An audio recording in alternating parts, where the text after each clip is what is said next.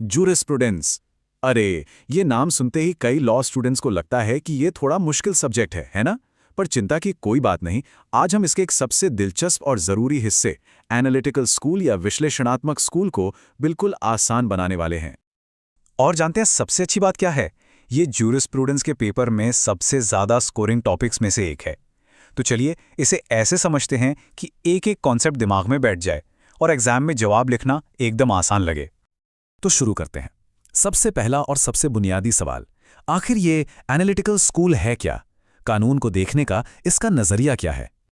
देखिए, analytical school का जो मूल मंत्र है ना, वो बहुत सीधा साधा है। ये फोकस करता है कानून जैसा है उस पर, ना कि कानून जैसा होना चाहिए इस पर। इसका मतलब ये हुआ कि कानून वो है जो स्टेट यानी सॉवरन बनाता है। अब चाहे वो नैतिक रूप से सही हो या गलत, उससे इससे कोई फर्क नहीं पड़ता। तो इस स्कूल के ना 3 मेन पिलर्स हैं। सबसे पहला, कानून बनाने की शक्ति सिर्फ और सिर्फ सॉवरन यानी स्टेट के पास है। दूसरा, कानून एक तरह का आदेश है, एक कमांड है, कोई सलाह नहीं।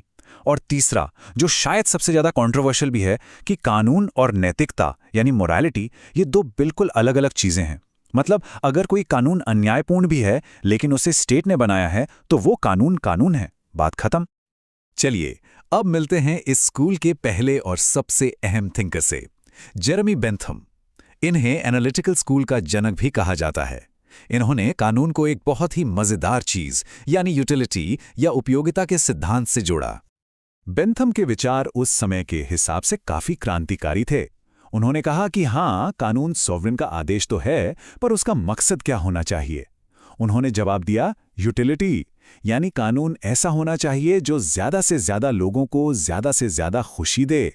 और ये पक्का करने के लिए कि कानून सब तक पहुंचे, उन्होंने कोडिफिकेशन यानी कानूनों को एक जगह लिखने पर बहुत जोर दिया। और उन्होंने ही ये बात साफ की कि हमें कानून को जैसा वो है वैसे देखना चाहिए, ना कि जैसा उसे होना चाहिए उस नजरिए से। इसको ना एक सिंपल से उदाहरण से समझते हैं। बेंथम के हिसाब से चोरी के खिलाफ कानून इसलिए जरूरी नहीं है कि चोरी करना नैतिक रूप से गलत काम है, नहीं, बल्कि इसलिए जरूरी है क्योंकि इससे समाज में लोगों को दुख होता है, दर्द होता है। तो कानून का असल काम दर्द को कम करना और खुशी को बढ़ाना है। बस यही है उपयोगिता का सिद्धांत। अच्छा, बेंथम के बाद आते हैं जॉन ऑस्टिन, जिन्होंने एनालिटिकल स्कूल के सबसे मशहूर सिद्धांत कमांड थ्योरी को एक प्रॉपर स्ट्रक्चर दिया। हम उन्हें स्कूल का कमांडर भी कह सकते हैं। ऑस्टिन ने कानून को एक बहुत ही सीधी और पावरफुल डेफिनेशन दी, जो आज भी याद की जाती है। वो कहते हैं, कानून सॉवरेन का वो कमांड है जिसके पीछे सजा का डर हो। बस इसी एक लाइन में उनकी पूरी थ्योरी का सार छिपा है। तो ऑस्टिन की थ्योरी को समझने के लिए इन 4 टुकड़ों को जोड़ना होगा। सबसे पहले है सॉवरेन, मतलब राजा या सरकार। वो देता है एक कमांड यानी आदेश। अगर कोई उस आदेश को नहीं मानेगा तो उसे मिलेगा सैंक्शन यानी सजा। और इसी सजा के डर से लोगों पर उस आदेश को मानने की एक ड्यूटी, एक कर्तव्य आ जाता है। इन चारों को मिला दीजिए, ऑस्टिन के मुताबिक कानून तैयार है। हालांकि ऑस्टिन का सिद्धांत बहुत क्लियर था, पर उसकी आलोचना भी खूब हुई। लोगों ने कहा कि यह बहुत ज्यादा सख्त है और कस्टम्स यानी रीति रिवाजों को तो पूरी तरह नजरअंदाज कर देता है।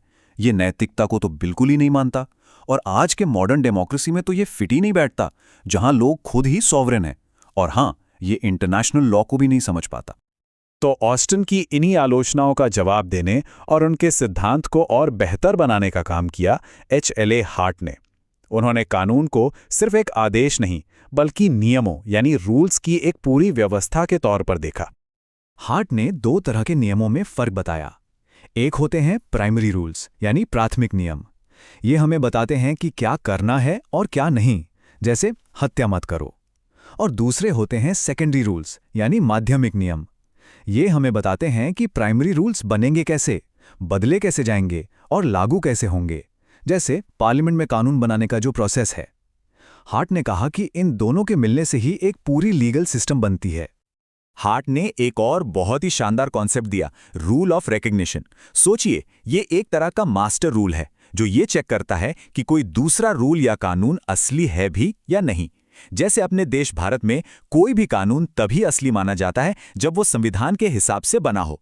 तो भारत का संविधान ही हमारा रूल ऑफ रिकग्निशन है। अब हम आगे बढ़ते हैं इस स्कूल के चौथे थिंकर हैंस केल्सन की तरफ। उन्होंने कानून की एक प्योर थियरी यानी शुद्ध सिद्धांत बनाने की कोशिश की। उनका मकसद था कानून को पॉलिटिक्स, सोशियोलॉजी और मोरालिटी इन सब से बिल्कुल अलग करके देखना। केल्सन के हिसाब से कानून असल में नॉर्म्स यानी नियमों की एक पूरी व्यवस्था है जो एक हायरार्की, एक सीढ़ी की तरह सजी हुई है, और हर नियम को जो मान्यता मिलती है वो उससे ऊपर वाले नियम से मिलती है। केल्सन की ये थ्योरी एक पिरामिड की तरह है। सोचिए, सबसे ऊपर है ग्रुंड नॉर्म या मूल मानक, जैसे हमारा संविधान जो किसी और से अपनी शक्ति नहीं लेता। ये वो आखिरी नियम है जिसे साबित करने की जरूरत नहीं। उसके नीचे आते हैं पार्लियामेंट के बनाए कानून, फिर उनके नीचे आते हैं छोटे मोटे नियम और रेगुलेशंस, और सबसे आखिरी में आते हैं कोर्ट के फैसले। हर नीचे वाला कानून अपनी ताकत अपने से ठीक ऊपर वाले कानून से लेता है। तो हमने चारों बड़े विचारकों को समझ लिया है। अब एक काम करते हैं, इन सभी आइडियाज को एक साथ रखकर देखते हैं ताकि रिवाइज करना एकदम आसान हो जाए। ये टेबल इन चारों विचारकों के पूरे सफर को एक नज़र में दिखाती है। देखिए, कानून की समझ कैसे धीरे धीरे बदली। बेंथम की यूटिलिटी से कहानी शुरू हुई जो ऑस्टिन के सख्त कमांड तक पहुंची। फिर हार्ट ने इसे और बेहतर बनाया और रूल्स की एक जटिल व्यवस्था बताया, और आखिर में केल्सन ने इसे नॉर्म्स के एक शुद्ध पिरामिड के रूप में देखा। और इन चारों का नैतिकता से रिश्ता भी लगातार बदलता रहा। और हाँ, इन चारों को याद रखने के लिए एक बहुत आसान तरीका है। ये छोटा सा शब्द BHK। B से बेंथम और उनकी यूटिलिटी, A से ऑस्टिन और उनका कमांड, H से हार्ट और उनके रूल्स, और K से केल्सन और उनके नॉर्म्स। ये एग्जाम में चारों के मूल सिद्धांत याद रखने में बहुत मदद करेगा। और अब जाते जाते एक सवाल सबके लिए।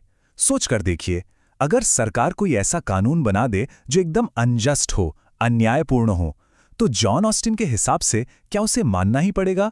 और अगर हां, तो भाई क्यों? इसका जवाब ऑस्टिन की उसी बात में छिपा है जहां वो कहते हैं कि कानून और नैतिकता का कोई लेना देना नहीं है। इस पर सोचिएगा जरूर, आपके सारे कॉन्सेप्ट्स एकदम क्रिस्टल क्लियर हो जाएंगे।